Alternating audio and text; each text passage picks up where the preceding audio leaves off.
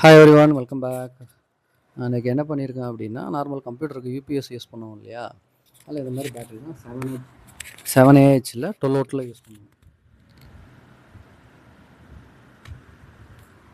இது வீணாக போயிடுச்சு. இதுக்கு பதிலாக வந்து ஆல்டர்னேட்டிவாக லித்தியம் அயன் பேட்டரியை வச்சுட்டு ஒரு டெஸ்ட் மாதிரி ரெடி பண்ணியிருக்கேன். இது எந்த அளவுக்கு லாங் லாஸ்டிங்காக இருக்குது, ஆனாவதா எப்படி இருக்குது அப்படின்னு சொல்லிட்டு பார்க்கலாம்.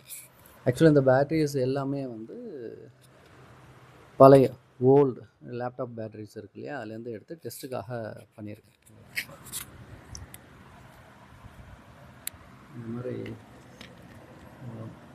இது மாதிரி லேப்டாப் பேட்டரிஸை உடச்சிட்டு அதுலேருந்து பேட்டரிஸை செக் பண்ணி எடுத்துருக்கேன். இப்போ ஸ்க்ராப்லேருந்து எடுத்துகிட்டு வந்தேன்.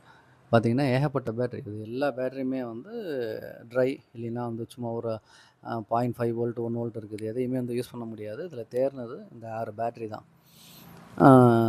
அதை எடுத்துட்டு ஒரு 3S பிஎம்எஸை போட்டு இதை ரெடி பண்ணியிருக்கேன்.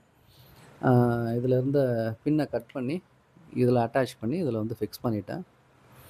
இப்போது இது ஆன் ஆகுதா அப்படின்னு சொல்லிட்டு பார்க்கலாம். இன்னும் சார்ஜிங் இதை வந்து கனெக்ட் பண்ணலை. இப்போ சுவிட்சை வந்து ஆன் பண்ணி பார்க்கலாம்.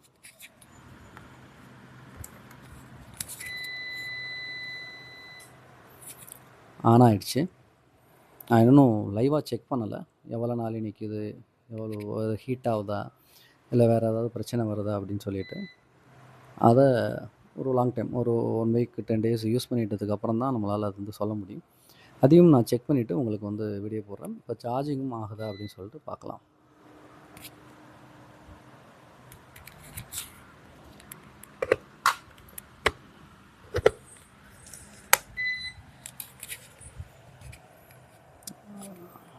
சார்ஜிங் வந்து ஆன் ஆகிடுச்சு. இப்போது இதை வந்து இது உள்ளாரே வச்சு ஃபிக்ஸ் பண்ண போகிறேன். பட் இந்த மாதிரி நீங்கள் ட்ரை பண்ணீங்க அப்படின்னா கொஞ்சம் ஜாக்கிரதையாக இருங்க. ஏன்னா லீட் ஆசிட் பேட்டரி வந்து லித்தியம் அயன் பேட்டரி வந்து லீட் ஆசிட் மாதிரி கிடையாது. இப்போ இதுவே வந்து 2 டைமில் ஷார்ட் பண்ணிங்கன்னா உப்பும் ஒரு மாதிரி வந்து பல்ஜாகவும், ஒன்றும் ஃபயர் ஆக்சிடென்ட் மாதிரிலாம் ஆகாது. பட் இது வந்து ஃபயர் ஆகும். சப்போஸ் ஏதாவது ராங்காக ஷார்ட் ஆனாலோ இல்லை ஏதாவது பிரச்சனை வந்துச்சுனாலோ பளிச்சுன்னு வந்து ஃபயர் ஆகிடும். ஸோ நீங்கள் வந்து லித்தியம் அயனை யூஸ் பண்ணும்போது ரொம்பவே கேர்ஃபுல்லாக இருக்கணும். அப்புறம் நல்ல ஷீல்டடாக இருக்கணும். இது உள்ளார வைக்கிறதுனால நான் பெருசாக சீல் பண்ணலை. அதை தண்ணி கிண்ணி பட போகுது, வேறு ஏதாவது இருக்குது அப்படின்னா ரொம்பவே ஜாக்கிரதையாக இருக்கணும். ஸோ அதை வந்து ரொம்ப கேர்ஃபுல்லாக பார்த்துங்க. இது உள்ளார வச்சு ஃபிக்ஸ் பண்ணிவிட்டு இது ஒரு 1 வீக் 10 டேஸ் வந்து செக் பண்ணிவிட்டு அதுக்கப்புறம் உங்களுக்கு மறுபடியும் ஒரு வீடியோ ஒன்று போடுறேன். மறுபடியும் ஒரு நல்ல வீடியோவில் பார்க்கலாம். டில் தென் பாய்.